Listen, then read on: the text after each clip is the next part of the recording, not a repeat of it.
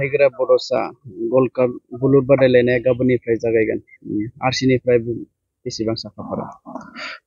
गिबि गिबियावनो नैबे गोदान बोसोर 2025 मायथाइनि आंनि गाहाम हामलायनायखौ बावहरबाय आरो लोगोसे मागो दमासियाबो फैगासिनो दङ। बिनि थाखायबो बयनिसिमबो आंनि गोजोननाय आरो गाहाम हामलायनायखौ बावहरबाय।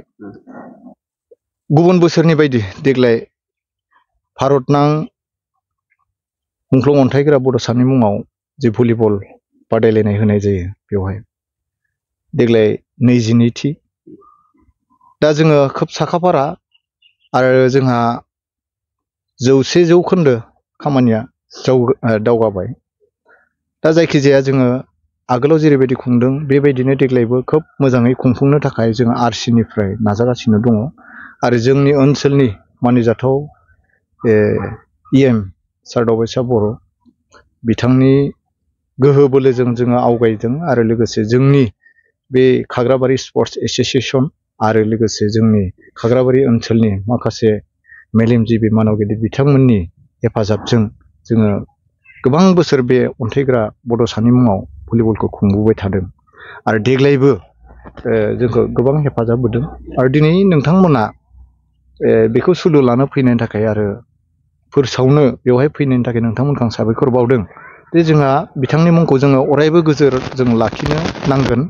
खारन अन्थाइग्रा बड'साया जोंनि बर' हारिनि सासे बिर जोहोलावमोन। बेखौ जोंनि बर' फिसाफ्रा बयबो मिथिगौ, हयथ' दानि उन्दैफ्रा मिथियाबो जानो हागौ।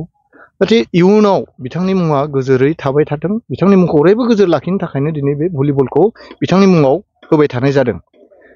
दिनैनिफ्राय 21 बा 26 बोसोर सिगाङाव जोंनि सानसुमै मानव गेदेर बिथांमोना बेखौ साननानै बे हाबाफारिखौ लादों आरो दिनै फैयै फैयै जोंनि जेनेरेसना बे दायित्वखौ लाफैदों आरो जोंनि उनावबो लालांनांगोन सोरबाया।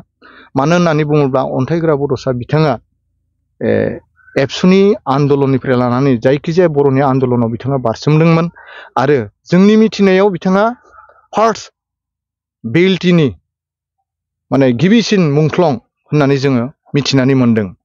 मानो होननानै बुङोब्ला 1996 मायथाइयाव बेल्टिया फुल प्रेजेड भाबे दाजादोंमोन होनना जों मिन्थियो। खिन्थु बिनि आवगायाव बिथाङा 1995 मायथाइयाव बिथाङा मुंख्लं जादों। खारन बै समावनो बेल्टिखौ बिथांमोना हाग्रामा बिथांमोन आरो बिथां अन्थाइग्रा बड'सा बिथांमोनानो सावरायलायनायनि गेजेरजों दाफुंबायमोन आरो बै समाव बिथाङा गेदेर मोनसे बिबान दंमोन, जायनि जाहोनाव बै दाजेनबाय थानाय समावनो बिथाङा मुंख्लं जानो गोनां जादों जोंनि माखासे गोरोन्थि बुजिलायनायनि गेजेराव। दा जायखिजाया बेफोर थांबाय।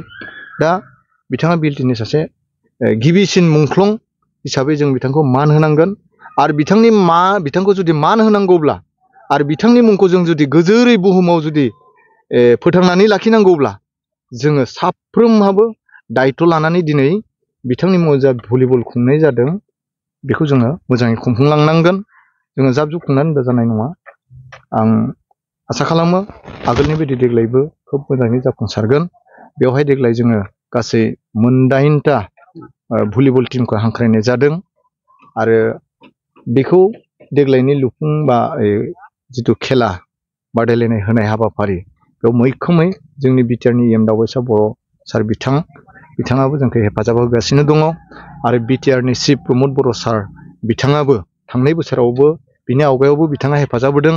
बिथाङा थांनाय बोसोराव फैदोंमोन आरो देग्लायबो बिथाङा जेसेबांखिनि हायो आं हेफाजाब हरगोन होननानै बिथाङा जोंखौ फोरमायदों आरो जोंनि ओनसोलनि इएम एमसिएलए एमएलए बिथांमोनाबो जोंखौ हेफाजाब होदों आरो लोगोसे जोंनि 64 नं पानेरि बिधानसभा समस्तिनि एमएलए एबा आसाम आयेन आफादनि बुंथिगिरि बिस्वजित दैमारि सार बिथाङाबो हेफाजाब होबोगासिनो दङ आरो देग्लायबो बिथाङा जोंखौ हानायसिम हेफाजाब होगोन होननानै बिथाङा जोंखौ फोरमायदों। नंगौ, गोबां नुनो मोनो ससियेल मिडियायाव बा गोबां गावखौ जों बर'फोरनि अनलायनाया जिखि सरकार थाया मानो बा सरकार फैया मानो जोंनि मुंख्लंफोरखौ सिबिनांगौ आरो मान होनांगौआ माबायदि नोंथाङा फोरमायो जाहाथे बयबो रेसपेक्ट होलाङो होननानै। औ, जायखिजाया जोंहाथ' बर' हिसाबै गोबां आन्दलन खालामबोबाय, गावजों गावबो जों गोबां माने मुंख्लं जानांदों, रुंसारि जालांदों, गोबां माने दुखु खस्थ' सहायनांदों।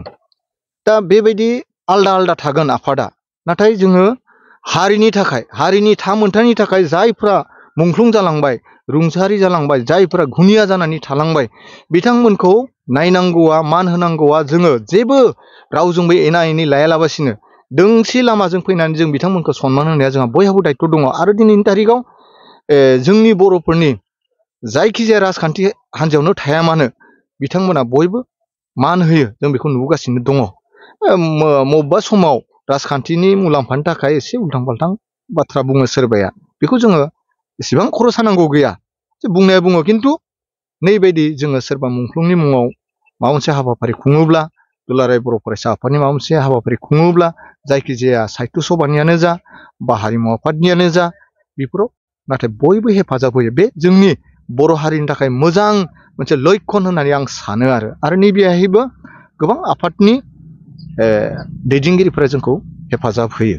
आरो दा नै नायदो, बेवहाय जोङो गोबां बायदिसिना आफादनिफ्रायनो आलासि महरै जों हांख्रायदों आरो बिथांमोना बोसोरफ्रोमबो फैयो। देग्लायबो जों बे गेलेनाय बादायलायनायखौ बेखेवगिरि हिसाबै जोंनि बिटिआरनि स्पर्ट्सनि EM मानाव गेदेर दावबसा बर' सार बिथांखौ बेवहाय लाखिनाय जादों। आरो लोगोसे फाइनाल गेमाव जोंनि आसाम आयेन आफादनि बिथां स्पिकार बिस्वजित दैमारि सार, बिथाङा फाइनाल गेमखौ बेखेवगोन। आरो जोंनि थाखाय जोबोद मोजां खौरां, जोंनि ओनसोलनि थाखायबो मोजां आरो जोंनि गेलेगिरि बिथांमोननि थाखायबो जोबोद मोजां खौरां जे स्टेट गभर्नमेन्टनिफ्राय एसे आवगायाव, जिहेतु बेयाव भलिबलानो जा, बेडमिन्टनानो जा, बक्सिङानो जा, बिनि थाखाय बेवहाय अडिट'रियाम लुफुंनायनि खोथा बिथांमोना बुंबाय थादोंमोन। आरो दिनै बे 9 अक्ट' फाइनाल गेम जागोन खालि बेयाव माने बेखेवगोन माने गायसनजेनसिगोन। आरो बे हाबाफारिखौबो बिस्वजित दैमारि सारा बे दिनखालि थि खालामदों आरो दिनै बिनि खामानिया सोलिगासिनो दङ। जों आसा खालामदों खम समनि गेजेराव बे लुफुंनाया जाफुंसारगोन। आरो BTCनिफ्राय थांनाय बोसोराव जिहेतु जोंनि बिटिआरनि मानव गेदेर चिफ सार बिथां प्रमद बर' बिथाङाबो बेवहाय भलिबल एकाडेमिनि खोथा फोसावनानै गालांदोंमोन। बेनि थाखाय हा थि खालामनो खोन्थाहरदोंमोन आरो बै हिसाबै हाखौबो सार्भे खालामनानै दिनैनि तारिखाव खामानिया सोलिगासिनो दङ। जों आसा खालामदों खम समनि गेजेराव बे भलिबल एकाडेमियाबो निस्सय जोंनियाव लुफुंजागोन।